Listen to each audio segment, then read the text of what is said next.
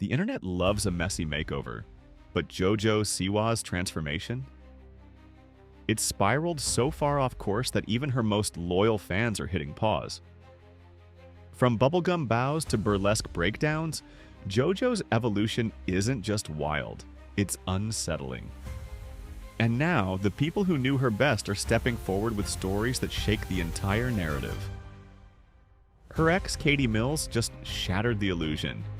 And once you hear what she had to say, it's hard to unsee the cracks in JoJo's carefully choreographed chaos. It all started when JoJo casually threw Katie under the bus on national television, painting her as the aggressive, emotionally unstable one.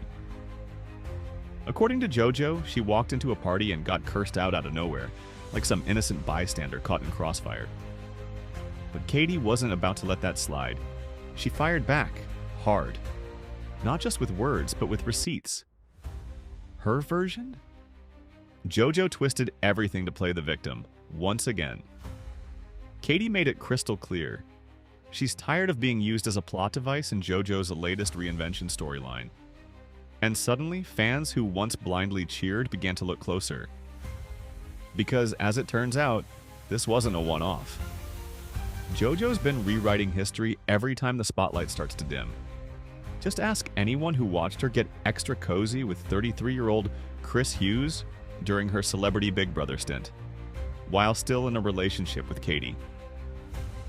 Flirty exchanges, bed-sharing jokes, giggles, and glances. It was giving rom-com, not reality. Fans were quick to call out the double standard. How could JoJo play the broken-hearted girl card while clearly moving on mid-show? It's not the first time she's dropped a cryptic TikTok or shed a tear on camera to control the narrative. But this time, Katie wasn't staying silent. And what she revealed? It unlocked a whole new layer to the story.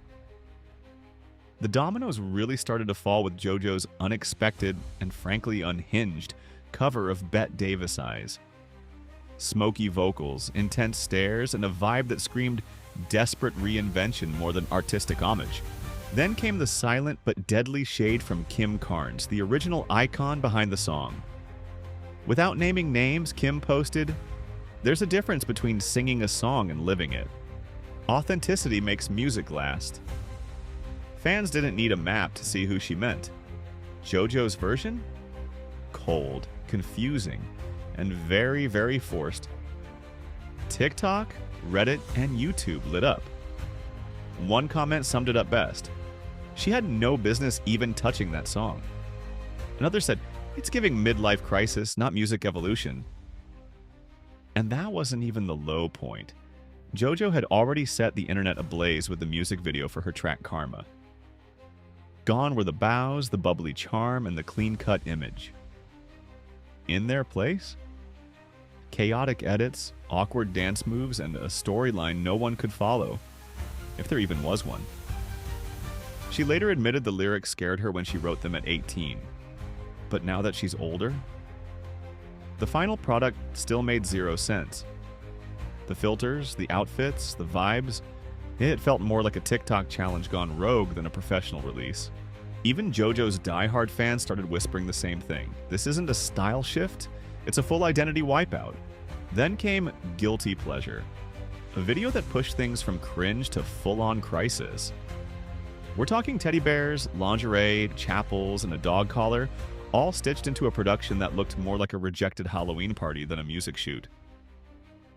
Behind-the-scenes clips didn't help. JoJo herself seemed nervous and unsure, stumbling through rehearsals with a smile that didn't quite reach her eyes. She kept saying she was excited, but the footage told a different story. It looked chaotic, unstable, almost like she was just going through the motions, hoping the shock factor would carry the views. Even longtime fans were uncomfortable. Not because of the edgy theme, but because the whole thing felt like a performance wrapped in confusion. And when your audience includes kids who grew up with your bows and Nickelodeon jingles, that confusion quickly becomes concern. Things only spiraled from there. At NYC Pride, JoJo didn't just perform, she lost it. Mid-set, she started yelling at the crowd, dropping F-bombs and demanding to know who booed her. It was raw, it was messy, it was unfiltered. and it had people wondering if they were watching a breakdown live on stage. Then came the birthday meltdown. Her 21st bash at Disneyland was supposed to be iconic. Instead, it went viral for all the wrong reasons. Leaked clips showed JoJo stumbling, mascara streaked, claiming she got punched in the face. Reddit threads dissected every second of that night.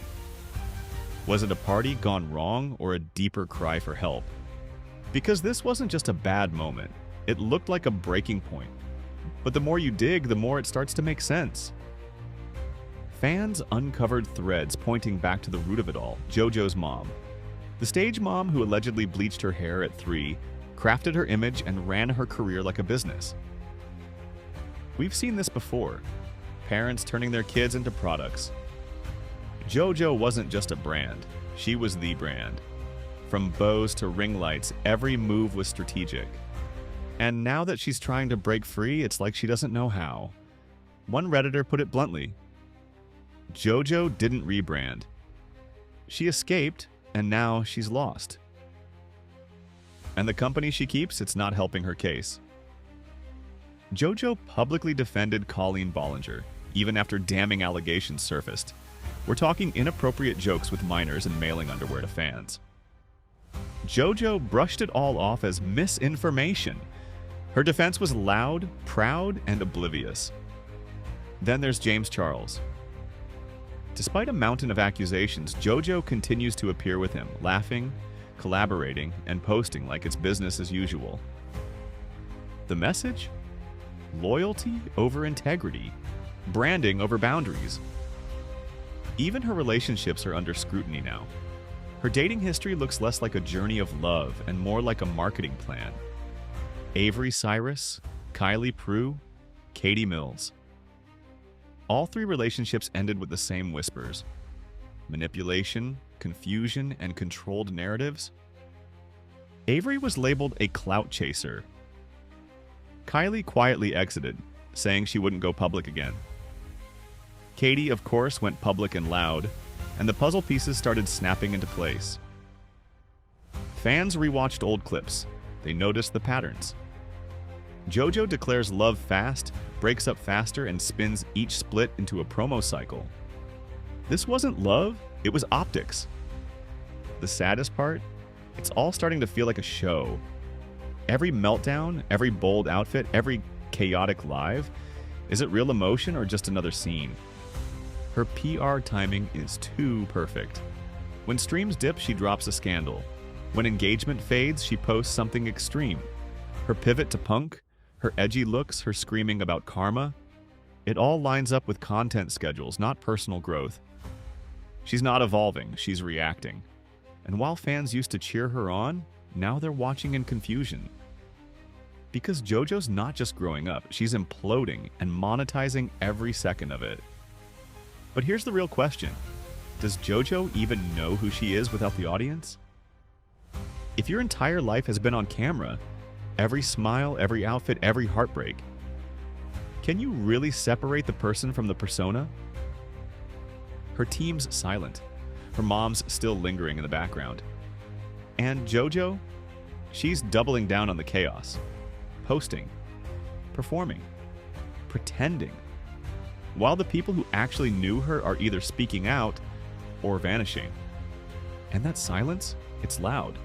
Because this story isn't ending, it's accelerating. In the next chapter, it might not be a comeback, it might be a collapse. So if you've been watching this unravel from the sidelines, now's the time to lean in. Because when the image breaks, what's left behind could be far more shocking than anything we've seen so far. Hit like, tap subscribe. And if you're ready for even more unfiltered celebrity spirals, check out our next video. It's got twists you won't believe. See you there.